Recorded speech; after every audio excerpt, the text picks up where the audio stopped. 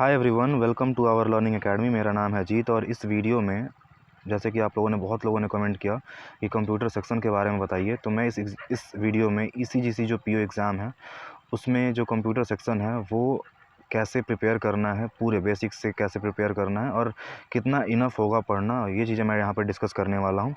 यहाँ पे मैंने सिर्फ टॉपिक्स ही नहीं बल्कि उन टॉपिक्स के रिलेटेड जो नॉलेज है उनकी स्क्रीनशॉट भी मैंने लगा रखी है। फिर इसके बाद जो प्रीवियस ईयर जो लास्ट टाइम हुआ था 2021 में, उस टाइम पे जो कंप्यूटर सेक्शन का जो पेपर का लेवल था वो कैसा था मैंने ये भी बता रखा है। और इस सारे चीज़ों में से जो मेरा स्कोर कार्ड है मैंने ये भी लगाया ताकि इसका जो वेटेज है, इसकी जो इम्पोर्टेंस है इस पर्टिकुलर सेक्शन की, वो मैं आपको समझा सकूं। ठीक है, अच्छा, उसको डिस्कस करने से पहले ये इंपॉर्टेंट है कि कंप्यूटर सेक्शन कितने मार्क्स का आता है। ठीक है, तो आप यहाँ पर देख सकते हो ना, जो थर्ड नंबर पॉइंट है, कंप्यूटर सेक्शन जो है ये 20 मार्क्स का है, 10 मिनट्स मिलेगा आपको और 20 क्वेश्चन आते हैं इसके। ठीक है, ये इंपॉर्टेंट है और क्योंकि मैं सिर्फ कंप्यूटर के बारे में आज डिस्कस करने वाला हूँ इसलिए मैं पूरी बारे में नहीं बताऊंगा, सबके बारे में यहाँ पे मैं डिस्कस नहीं करूँगा। अच्छा, यहाँ पे आप देख सकते हो मेरा मार्क्स जो मैंने ऑलरेडी एक वीडियो में बता रखा था। यहाँ पे आप देख सकते हो जो कंप्यूटर का जो सेक्शन है इसमें मेरे 11.25 मार्क्स हैं और जो कट ऑफ है आप यहाँ पे देख सकते हो ना, यहाँ पे जो कट ऑफ था वो 8.75 है। राइट, तो यहाँ पे ये इंपॉर्टेंट हो जाता है कि आपको कैसे भी करके ये जो कट ऑफ है, हर जो सेक्शन होगा ना, जो सेक्शनल कट ऑफ है आपको क्लियर करना पड़ेगा। और ये जो 8.75 है क्लोज टू 9 है, आई मीन देखा जाए तो ये जो कट ऑफ है ऑलमोस्ट 45% कट ऑफ गया है इस सेक्शन का, कंप्यूटर सेक्शन का। अगर आप ओवरऑल कट ऑफ क्लियर कर भी लेते हो और आपके सेक्शनल कट ऑफ अगर क्लियर नहीं होते हैं तो आप ये जान लो कि आपके मार्क्स काउंट नहीं किए जाएंगे। इसलिए कहीं ना कहीं ये सेक्शन बहुत ज़्यादा इंपॉर्टेंट हो जाता है। राइट, ये चीज़ आपको ध्यान में रखनी पड़ेगी कि आपको सेक्शनल कट ऑफ हर चीज़ का क्लियर करना है। दूसरी बड़ी बात ये भी है कि अगर आप सिलेक्शन नहीं भी होता है, अगर आप चाहते हो कि आपका डिस्क्रिप्टिव का मार्क्स काउंट हो, आपकी डिस्क्रिप्टिव की प्रिपरेशन कैसी है आपको पता चले, उसके लिए भी ज़रूरी है कि आप सारे सेक्शनल का कट ऑफ जो है क्लियर करें। राइट, तो इसीलिए ये सेक्शन भी क्लियर करना बहुत ज़्यादा इंपॉर्टेंट हो जाता है और कहीं ना कहीं इसी की वजह से आप लोगों ने बहुत ज़्यादा कमेंट किया कि एक मिनिमम स्टैंडर्ड पता तो चले कितना तैयारी करनी है, आई मीन कितना कंप्यूटर पढ़ना है इस चीज़ से रिलेटेड। अच्छा, दूसरा चीज़ मैं आपको ये भी बता दूं कि ये जो मैंने यहाँ पे जो मैंने टॉपिक्स बता रखी हैं या फिर जो मैंने यहाँ पे स्क्रीनशॉट लगा रखा है, ये एक मिनिमम स्टैंडर्ड है, आई मीन मिनिमम लेवल है जिसको आपको फॉलो करना है। अगर आप लोगों को इतना आता है, अगर आपको, अब मुझे पता है ना कि आप सबको बेसिक नॉलेज है, आप सबके पास मोबाइल्स है, आज के टाइम पे लैपटॉप भी आप यूज़ करते हो, तो बेसिक नॉलेज तो है सभी के पास। राइट, सो इसलिए ये इंपॉर्टेंट हो जाता है कि ये अगर आप इन इतने टॉपिक जो मैंने बता रखा, अच्छा मैंने बहुत ज़्यादा ब्रीफ में बता रखा है इसलिए ये इंपॉर्टेंट है। मुश्किल से 1 घंटे में अगर ये सारे टॉपिक आप पढ़ोगे तो ख़त्म हो जाएंगे। ठीक है, तो अगर आपको इतना पहले से आता है, क्योंकि बहुत बेसिक्स हैं, बहुत बेसिक टॉपिक है, तो आप इसके अलावा कुछ एक्स्ट्रा पढ़ना चाहते हो, अगर आपके पास टाइम है तो आप उसके अलावा इसके ऊपर का पढ़ो। दूसरी बात, अगर आपने ये पढ़ा है तो ये इंपॉर्टेंट इसलिए भी है कि आप, होता है ना कि अगर आप कैश मेमोरी में है आपके, आई मीन जैसे आप इसको कन्फ्यूजन से दूर होना चाहते हो तो एक बार आप इसको फिर से पढ़ लो, ये इसलिए भी इंपॉर्टेंट हो जाता है। और जिनको नहीं आता, जिनको बेसिक्स भी कुछ खास ज़्यादा जानकारी नहीं है, तो वो इतना कर लें एटलीस्ट, मैं ये कह सकता हूँ क्योंकि मैंने इस सेक्शन के लिए बहुत ज़्यादा तैयारी नहीं किया है। ठीक है, मैंने सिर्फ टेस्ट दिया था, जो मैंने प्रीवियस ईयर में जो ये लिखा था मैंने, और इसके अलावा जो बेसिक चीज़ें थी जो मैंने ये थोड़ा जानकारी रखा था, इससे मेरा कंप्यूटर सेक्शन निकल गया, जो कि आई मीन आप यहाँ पे देख सकते हो। ठीक है, तो चलिए आगे डिस्कस करते हैं। यहाँ पे सबसे इंपॉर्टेंट चीज़ जो मैंने स्क्रीनशॉट लगाया है, यहाँ पे आप देख सकते हो, यहाँ पे कुछ इंपॉर्टेंट टॉपिक्स हैं उस बुक के, जिस बुक से मैंने ये लगाया है। ठीक है, क्योंकि मैंने बेसिक कवर किया हुआ है ऑलरेडी और इस बुक का मैं नाम नहीं बता सकता क्योंकि कॉपीराइट का आप जानते हो ना, इशू हो सकता है। ठीक है, फिर भी अगर किसी को जानना है तो मैं उनको बता सकता हूँ, कमेंट सेक्शन में जाके अगर आप पूछते हो तो। ठीक, सबसे इंपॉर्टेंट टॉपिक के बारे में अगर मैं डिस्कस करूँ, यहाँ पे आप देख सकते हो ना, ये आप कोई भी एग्ज़ाम दो, इवन आप कंप्यूटर सेक्शन उसमें हो या ना हो, डजेंट मैटर, अगर आप एग्ज़ाम दे रहे हो तो ये जो एग्ज़ाम है ना, जनरेशन वाले जो क्वेश्चन आते हैं, किस जनरेशन में कौन से चीज़ें इस्तेमाल की जाती थी, जैसे फर्स्ट जनरेशन हो गया, सेकंड जनरेशन हो गया, थर्ड जनरेशन हो गया, तो इसमें जो पर्टिकुलरली ये पूछा जाता है कि फर्स्ट जनरेशन में क्या चीज़ें इस्तेमाल की जाती थी। तो ये चीज़ें आपको पता है, मुझे पता है कि आपको पता होगा, लेकिन कई बार क्या होता है क्योंकि जनरेशन बहुत बार बदल गया है ना, ऑलमोस्ट 4 to 5th जनरेशन आ गया है, तो उसमें आपको ये कन्फ्यूजन रहता है कि यार कहीं पे आईसी तो नहीं यूज़ हुआ था, कहीं पे वैक्यूम ट्यूब तो यूज़ नहीं हुआ था ना। तो इसलिए आप एक बार इस चीज़ को, अगर आपको आती भी है तो आप इसको एक बार देखो, और नहीं आती तो आप इस टॉपिक को पढ़ो। आप चाहो तो इसका स्क्रीनशॉट ले लो, नहीं अगर आप ले पा रहे हो, नहीं विजिबल है, तो आप मुझे कमेंट करें, मैं इन टॉपिक्स का जो स्क्रीनशॉट है या फिर इनका जो पीडीएफ है मैं आपको प्रोवाइड कर दूँगा। राइट, इसलिए ये इंपॉर्टेंट है कि आप सारे जनरेशन्स जो भी टॉपिक हैं कंप्यूटर जनरेशन है ये आप कवर कर लो, पहली बात। दूसरी बात ये है कि कंप्यूटर जो क्लासिफिकेशन एंड जो इनपुट आउटपुट से जो रिलेटेड है ना, आपको पता है ना कि कई बहुत सारे एग्जाम्स में कंप्यूटर का जो इनपुट आउटपुट से रिलेटेड बहुत क्वेश्चन पूछे जाते हैं कि इसमें जैसे मान लो पूछ दिया कि कीबोर्ड है, ट्रैक बॉल है, स्कैनर है, ये सब क्या है, क्या ये इनपुट है, क्या ये आउटपुट है। तो ये आपको ये चीज़ें पता होनी चाहिए। दूसरी बात कि आपको ये भी पता होना चाहिए कि सुपर कंप्यूटर क्या यूज़ है। यहाँ पे जो लेफ़्ट साइड वाला जो आप स्क्रीनशॉट जो देख सकते हो ना, इसके अलावा अगर आपको पता होना चाहिए कि आपको पर्सनल कंप्यूटर क्या यूज़ है, नोटपैड का क्या यूज़ है। इस तरीके से आपको ये सारी चीज़ें पता होनी चाहिए, राइट। आगे अगर मैं देखूँ तो ये जो क्वेश्चन आता है ना, बार कोड, फिर OCR, फिर इसके अलावा MICR, ये इनके बारे में इनके जो यूज़ है ये आपको पता तो होनी चाहिए एटलीस्ट। इसके अलावा भी आपको ये पता होना चाहिए कि इनका फुल फॉर्म क्या है। जैसे आप यहाँ पे देख सकते हो ना कि OCR का जो होता है ऑप्टिकल कैरेक्टर रिकॉग्निशन, राइट। फिर यहाँ पे MICR क्या होता है, मैग्नेटिक इंक कैरेक्टर रिकॉग्निशन। फिर इसके बाद OMR क्या होता है, ऑप्टिकल मार्क रीडर। तो ये इंपॉर्टेंट हो जाता है कि एटलीस्ट आपको ये पता हो। ये आपको GS में भी पूछा जाता है एटलीस्ट, तो ये आपको इतना पता होना चाहिए, ठीक है।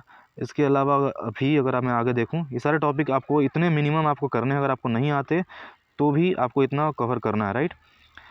हाँ, फुल फॉर्म जो एब्रिविएशन है ये भी बहुत इंपॉर्टेंट है। आप यहाँ पे चाहो तो स्क्रीनशॉट ले सकते हो। बहुत ज़्यादा पढ़ने की ज़रूरत नहीं है, जितना यहाँ पे दे रखा है बहुत इंपॉर्टेंट है। जैसे यहाँ पे OCR का मैंने मार्क भी कर रखा है कि ऑप्टिकल कैरेक्टर रिकॉग्निशन बहुत पूछते हैं, मैंने देखा है ना, ऑप्टिकल कैरेक्टर रिकॉग्निशन, फिर MICR बहुत पूछते हैं। ये आपको पता होना चाहिए, राइट। दोनों आप इजीली देख सकते हो। इसके अलावा आपको ASCII जैसे ASCII है उसका बहुत पूछा जाता है, ALU का पूछा जाता है, राइट। तो ये आप एक बार देख लेना आराम से। फिर इसके अलावा यहाँ पे जो शॉर्टकट यूज होते हैं ना कंप्यूटर में, किसके लिए बोल्ड करना है तो कंट्रोल B, कट करना है, पेस्ट करना है, उसके लिए क्या यूज होता है, ये भी आप एक बार ज़रूर देख लेना। अगर आप इसमें से कर लो और अच्छी बात है, आपका टाइम बच जाएगा, आपको कहीं और बुक होता है ना रेफ़र नहीं करना पड़ेगा, कोई और बुक आपको नहीं पढ़ना पड़ेगा। अगर आप नहीं कर पाते हो तो मैंने कहा ना, आप मुझे बताना, मैं इसको पर्टिकुलरली आपको सेंड कर दूँगा। ये पर्टिकुलर जो स्क्रीनशॉट है मैं आपको सेंड ज़रूर कर दूँगा, ठीक। इसके अलावा आपको वर्ड पैड, नोट पैड, इनका क्या यूज़ है ये भी आपको पता होना चाहिए। कैलकुलेटर का क्या यूज़ है आपको ये पता होना चाहिए, राइट। आगे देखते हैं, नेटवर्क, ये जो इंपॉर्टेंट है ये बहुत इंपॉर्टेंट है। मैंने देखा है कंप्यूटर्स के अलावा भी GK और GS वाले जो टॉपिक हैं उनमें भी बहुत पूछा जाता है कि लोकल एरिया नेटवर्क क्या होता है, वाइड एरिया नेटवर्क क्या होता है, मेट्रोपॉलिटन एरिया नेटवर्क क्या होता है, ये सारे इंपॉर्टेंट है बहुत। तो आप ये एक बार देख लेना। इसके अलावा स्विचेस क्या होती हैं, फिर रिपीटर्स का क्या यूज़ है, राउटर्स का क्या यूज़ है, ये सारी चीज़ें आपको पता होनी चाहिए। बहुत ज़्यादा नहीं है, ये सारी चीज़ें इसमें ऑलरेडी मेंशन है, आप यहाँ पे ईजिली देख सकते हो, राइट। आगे चलते हैं। यहाँ पे जो विंडोज़ का एडिशन हुआ है ना, जो माइक्रोसॉफ्ट ने जो विंडोज़ निकाली हैं, ये एडिशन जो इनका हुआ है कब हुआ है ये भी इंपॉर्टेंट है। जैसे विंडोज़ 95 है, ये 1995 में आया, इसलिए इंपॉर्टेंट है। GUI आप यहाँ पे देख सकते हो, जो ग्राफिकल यूजर इंटरफेस, जो लेफ्ट साइड में एकदम नीचे की ओर ग्राफिकल यूजर इंटरफेस, इसका फुल फॉर्म भी ये इंपॉर्टेंट हो जाता है। फिर ये यूनिक्स क्या होता है, राइट साइड की मैं बात कर रहा हूँ। ट्रांसलेटर का क्या यूज़ है ये भी इंपॉर्टेंट है। कंपाइलर का क्या यूज़ है, इंपॉर्टेंट है। इंटरप्रेटर भी इंपॉर्टेंट है, राइट। इसके अलावा अगर मैं देखूँ तो हाई लेवल और लो लेवल लैंग्वेज बहुत पूछा जाता है। आपसे ये पूछ दिया जाएगा एग्जांपल के तौर पे कि इसमें से कौन सा हाई लेवल लैंग्वेज है, कौन सा लो लेवल लैंग्वेज है। इसके अलावा ये जो पूछा जाता है मशीन लेवल लैंग्वेज कौन सा है, असेंबली लेवल लैंग्वेज कौन सा है, ठीक है। सूडो कोड क्या होता है, जैसे आपको पता है ना, सूडो मतलब होता है मिथ, भ्रमित करने वाली चीज़ें। तो ये सारी चीज़ें आपको इस मीनिंग से ही पता चलता है। फिर फ्लो चार्ट में किस सिंबल का क्या मीनिंग है, शायद मुझे याद है एक क्वेश्चन इससे रिलेटेड आया था कि प्रोसेस कौन सा बॉक्स, मतलब क्या चीज़ जो होता है प्रोसेस को डिनोट करता है। फिर डिसीजन को कैसे डिनोट करते हैं हम लोग, कनेक्टर को कैसे डिनोट करते हैं। बस ये बॉक्स आपको पता होना चाहिए, राइट। इसके अलावा अगर मैं देखूं तो जो कमर्शियल और स्पेशल जो पर्पज़ है ना, साइंटिफिक लैंग्वेज है, इनके बारे में भी। फिर लॉजिक गेट्स भी इंपॉर्टेंट है। जैसे यहाँ पर देख सकते हो नॉन, यहाँ पर जैसे मान लीजिए तो कॉम्बिनेशन वाले हो गए ना। इसके अलावा जो एंड होता है, और होता है, ये भी इंपॉर्टेंट है। जैसे एंड में क्या होता है, मल्टीप्लाई होता है, राइट। और में क्या होता है, एडिशन होता है। तो ये आपको पता होना चाहिए। वहाँ पे आपको दे देंगे कि इसका एंड का आउटपुट क्या होगा, और का आउटपुट क्या होगा। बहुत आसान है, अगर आप एक बार देखते हो आपको सीख जाओगे ईजिली। फिर इसके अलावा जो यहाँ पे लेफ्ट साइड में सबसे नीचे की ओर जो नैंड और नॉर गेट है, इनको यूनिवर्सल गेट कहा जाता है। ये भी आपको पता होना चाहिए। इसलिए मैंने इस चीज़ को यहाँ पर ध्यान भी दिया, क्योंकि ये पर्टिकुलर लाइन से क्वेश्चन बन सकता है, राइट। इसके अलावा अगर देखेंगे आप राइट साइड की अगर मैं बात करूँ तो जो यहाँ पे हाई लेवल लैंग्वेज के एग्जांपल क्या है, तो यहाँ पे आप देख सकते हो ना, सी हो गया, बेसिक हो गया, फिर फोर्ट्रैन हो गया, एल्गोल हो गया, पास्कल हो गया। ये क्या हो गया, हाई लेवल लैंग्वेज के एग्जांपल हो गए। साइंटिफिक मैंने देखा है डायरेक्ट पूछा जाता है कि फोर्ट्रैन किस चीज़ का एग्जाम्पल है, क्या वो कॉमर्शियल है, हाई लेवल लैंग्वेज है, साइंटिफिक है। तो आप डायरेक्ट क्या बोलोगे, साइंटिफिक लेवल लैंग्वेज का जो एग्जाम्पल है वो क्या है, फोर्ट्रैन और एल्गोल। तो आप यहाँ से डायरेक्ट इसको आंसर कर सकते हो। कॉमर्शियल कौन सा है? कॉमर्शियल सी से कोबोल होता है ना, तो कॉमर्शियल कोबोल होता है, राइट। फिर इसको स्पेशल पर्पज़ में क्या होता है? तो SQL स्पेशल क्वेरी लैंग्वेज होता है, और एक QUEL हो गया, ठीक है। मल्टीपर्पज़ में क्या होता है? तो बेसिक हो गया, APL हो गया। ये चीज़ें आपको पता होनी चाहिए। आई मीन आपको सिर्फ नाम पता होना चाहिए, क्वेश्चन सिर्फ नाम से ही पूछे जाते हैं, ठीक है। कोबोल का फॉर्मूला भी बहुत इंपॉर्टेंट है। इसके अलावा जो कन्वर्जन जो होता है 1 यूनिट टू अनदर यूनिट, ये भी इंपॉर्टेंट हो जाता है। बाइनरी से हम जाएंगे हेक्साडेसिमल में, डेसिमल में, ऑक्टा में, ये बहुत इंपॉर्टेंट हो जाता है। आपको ये चीज़ें आनी चाहिए, बहुत बेसिक है, बहुत बहुत ज़्यादा आसान भी है, आपको ये चीज़ें बिल्कुल आनी चाहिए, राइट। इसके अलावा जो हमारा एडिशन और सब्ट्रैक्शन होता है बाइनरी नंबर्स का, ये भी बहुत इंपॉर्टेंट हो जाता है। आप यहाँ पे देख सकते हो, यहाँ पे मैंने लगा रखा है, नहीं समझ में आए आप एक बार देख सकते हो। मतलब आप कहीं से भी ये टॉपिक आपको क्लियर होना चाहिए, आप कहीं और से भी पढ़ सकते हो। इसमें मुझे आई मीन आपको ये बस इंपॉर्टेंट ये है कि आपको ये टॉपिक्स मिनिमम जो रिक्वायरमेंट है कि ये आपको ये टॉपिक्स आने चाहिए, राइट। मेमोरीज़ बहुत इंपॉर्टेंट है ये भी, कि मेमोरीज़ में जो होता है ना कि मेमोरीज़ कौन कौन से होते हैं। जैसे आपको रैम होता है, रोम होता है, फिर कैश मेमोरी हो गया, फिर वोलाटाइल कौन सा होता है, फिर नॉन वोलाटाइल कौन सा होता है। तो ये सारी चीज़ें आपको पता होनी चाहिए, और वो भी अच्छे से। लाइक रैम का आप देखोगे 2 टाइप का होता है ना, रैम हो गया, डायनेमिक रैम होगा और स्टैटिक रैम होगा। इसके अलावा कैश मेमोरी क्या होती है, बहुत पूछा जा रहा है, मैं देख रहा हूँ ना, cache memory, flash memory, computer से ये बहुत इस टाइप के क्वेश्चन बहुत आ रहे हैं। तो मैंने ये सारे टॉपिक मैं जो आपको बता रहा हूँ, ये अगर आप इसमें से अगर आपको क्लियर नहीं भी होता है तो आप कहीं और से भी रेफ़र करो, लेकिन ये मिनिमम आप इतना करो, राइट। फिर इसके अलावा रोम क्या होता है, रोम के अलावा पी रोम क्या होता है, ईपी रोम क्या होता है। एटलीस्ट कुछ ना करना तो इनके ये फुल फॉर्म तो आप ध्यान रखना ही रखना, कुछ भी हो जाए, ठीक है। इतना आपको बिल्कुल करना है। और इसके बाद EEPROM होगा, जैसे electronically erasable programmable read only memory. In fact अगर आप देखोगे ना तो इसमें जो डेफिनेशन है, डेफिनेशन से ही क्लियर हो जाता है कि EEPROM क्या है, फिर EEPROM क्या है, erasable programming read only memory, right. तो ये चीज़ें आपको यहाँ पर क्लियर हो जाएंगी। एक और इंपॉर्टेंट जो टॉपिक है वो है कि टाइप्स ऑफ प्रिंटर, जो प्रिंटर का टाइप है उसमें कौन कौन से प्रिंटर होते हैं। तो आपको पता है ना, इम्पैक्ट प्रिंटर होता है, डॉट मैट्रिक्स प्रिंटर होता है, फिर इसके अलावा डेजी व्हील प्रिंटर होता है, राइट। और इसके अलावा अगर आप देखो ना ऊपर की तरफ में, तो LCD का फुल फॉर्म क्या होता है, ये भी बहुत इंपॉर्टेंट हो जाता है, राइट। फिर इंकजेट प्रिंटर क्या होता है, ये भी यहाँ पे बहुत इंपॉर्टेंट है, ठीक है। थर्मल प्रिंटर क्या है, लेज़र प्रिंटर क्या है, ये आपको पता होना चाहिए, राइट। ये सारे मैंने यहाँ पे लगा रखा है, आप चाहो तो यहाँ से भी पढ़ सकते हो। अच्छा, बहुत सारे जो की होती हैं कंप्यूटर में, उनकी फंक्शन क्या क्या होती हैं वो मैंने यहाँ पे लगा रखा है, आप आराम से आप यहाँ पे देख सकते हो, राइट।